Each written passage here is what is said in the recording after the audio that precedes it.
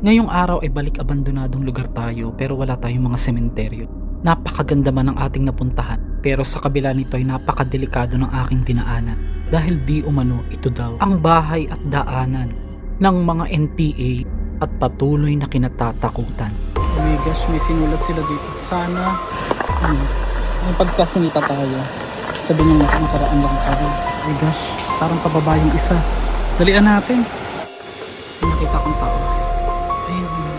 May nakita nga tayong isang napakalaking butas dito at napansin ko sa loob kahit madilim ay meron itong lagusan sa kabila paakyat. Mararating ang isang lugar na ito na nasa isang barangay ng North Cotabato. Ngunit sa kabila ng pagiging delikado ng lugar ay sa daan pa lang mamamangha ka sa napaka-probinsyang tanawin. Luntian at tahimik, hindi mo nga iisipin na delikado pala sa lugar na ito.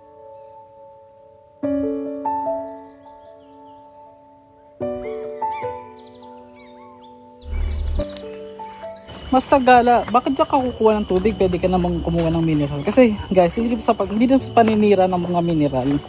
Marami na kasing nagkakasakit sa mga tubig ngayon. Hindi naman natin masasabing bakit marinal.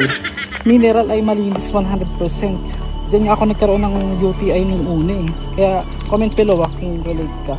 Guys, malapit na tayo.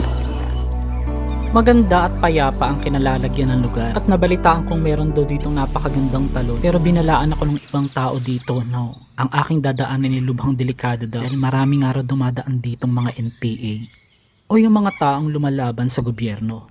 Ayun ang masyadong pababa. Okay sana yung pababa na ganito lang pero pag paakyat ka na mamaya napakahirap.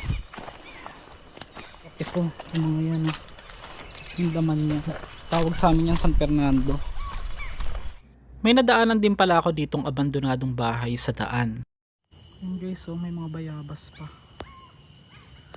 May bahay pa dito, abandoned. Ito yung kubo nila guys. Mainit ngayon dito dyan sa Luzon, bumabago, balita ako. Bago yan ay nag-stop over ako sa bahay ng aking kaibigan. Nakaharap ng isang ilog kung saan tatawid tayo para makarating dun sa falls. Binalaan nga nila akong mag-ingat dahil sa aking dadaan. Pero kahit alam kong delikado ay mahilig talaga ako sa adventure. Walang masyadong nakakaalam ng lugar na ito at marami nga raw dumadaan dito na mga NPA.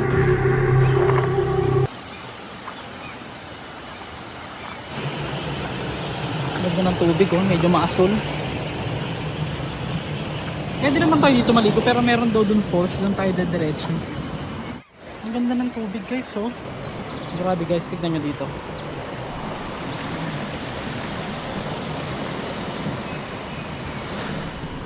Tabi po. Master Gala, naniniwala ka ba sa mga tabi-tabi po?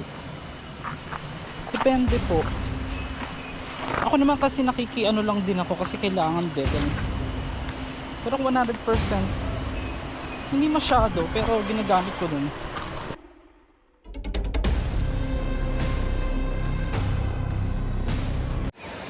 Kakaiba. Ito guys para siyang may bakas ng paa. Kasyang kasya sa paa ko Kailangan natin tumawid dyan. Pakalayo.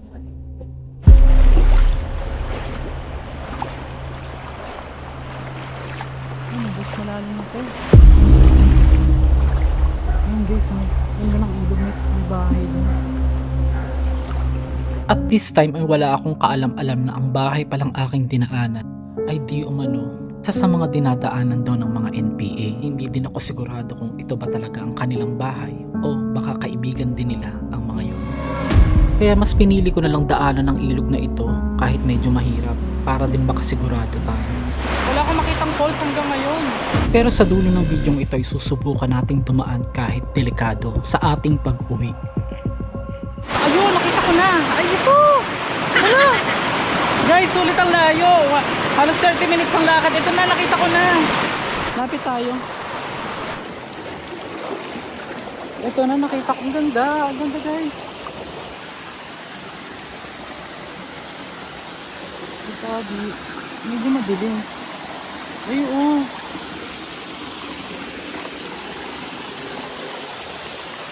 Ang falls na ito ay wala pa rin masyadong nakaka-discover. Kahit medyo maliit siya, maganda.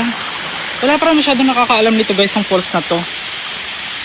Pansin-pansin meron tong mga butas mula ilalim hanggang itaas. Maganda to kung medyo malakas ang ulan. Ligo tayo guys. Tabi-tabi lang po. Yung mga taga dito lang nakakaalam pero ito tayo. Mababaw lang naman to. Yay! We're now here in Undiscovered Falls.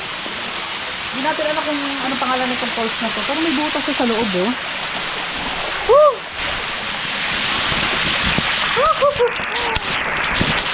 Mga master, ang sarap!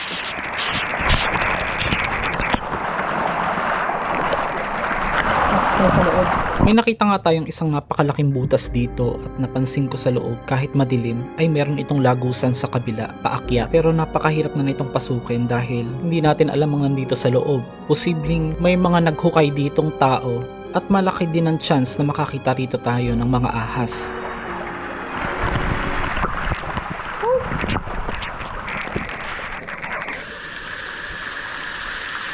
Nature tripping ito guys, solo nature tripping.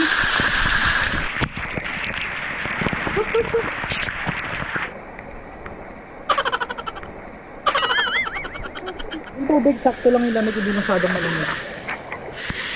Dito pwede kang umupo oh. Pwede kang umupo dito. Perfect yung ano ng kotse natin. Patay tayo dyan.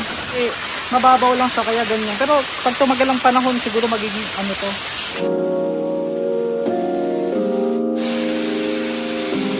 Master, almost 30 minutes lang naman, mga 25 ganun.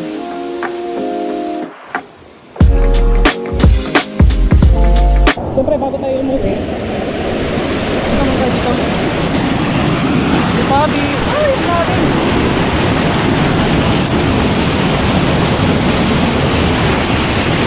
Parang jacuzzi!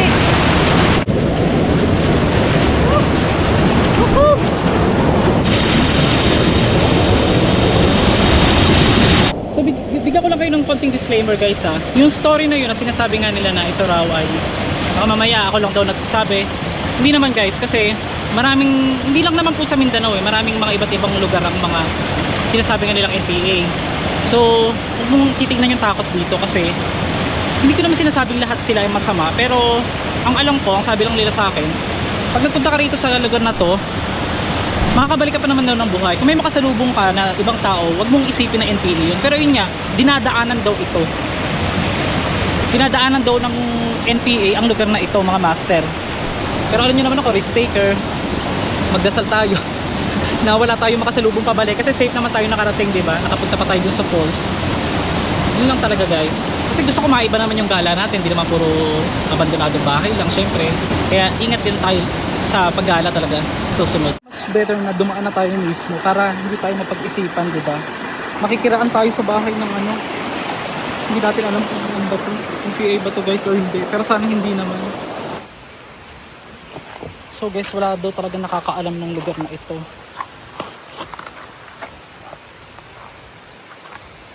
Lubhang delikado. Pero hindi ako masyadong magsasalita. Pauwi na ako eh. Sabi po, tatakot akong may daan dito. Pero balik tayo dito sa ano, sa ilang zones pa oh. Balik tayo dito sa dinaanan nating ilog. Mahirap na din natin ito kabisado. Baka paano tayo dito? Oh my gosh, may sinulat sila dito. Sana, ano to? Sana all mahal, sana all. Ano yan? Ang mga tao. Yung pagkasinita tayo, sabi nyo nakaraan lang tayo. It's better na dumaan na tayo mismo para hindi tayo mapag-isipan, di ba? Makikiraan tayo sa bahay ng ano. Hindi natin alam kung ano ba to, kung PA ba to guys o hindi. Pero sana hindi naman. Oh my gosh, parang pababa yung isa. Dalian natin. Wala naman tayo nakikitang mali sa bahay na dinaanan natin. Kaya para naman makasigurado, dahil hindi nga tayo taga dito, ay minabuti ko na lang umiwas at dito na lang uli bumalik, magdaan sa ilog na aking dinaanan kanina. Isa naman malagay pa tayo sa alanganin. Pero kahit medyo malapit na ako makabalik, ay pakiramdam ko napakaraming nakatingin sa aking tao hanggang sa hindi naman sa tamang hinala tayo pero parang pababa yung isang lalaki. Siyempre kailangan nating mag-ingat dahil dayo lang tayo dito. Kaysa naman sa bandang huli ay pagsisihan natin o baka nga hindi na tayo makapagsisi kasi baka wala na tayo. Pero kaluoy sa Ginoo o sa awa ng Panginoon ay ligtas naman tayong nakauwi. Hindi ko nakaraan. Nakabahan na. Dito lang tayo guys. Hindi tayo makiraan. Palagi nating tatandaan na hindi lahat ng magagandang lugar na pwede nating puntahan na kahit mukhang payapa, maaaring ito ay hindi ligtas.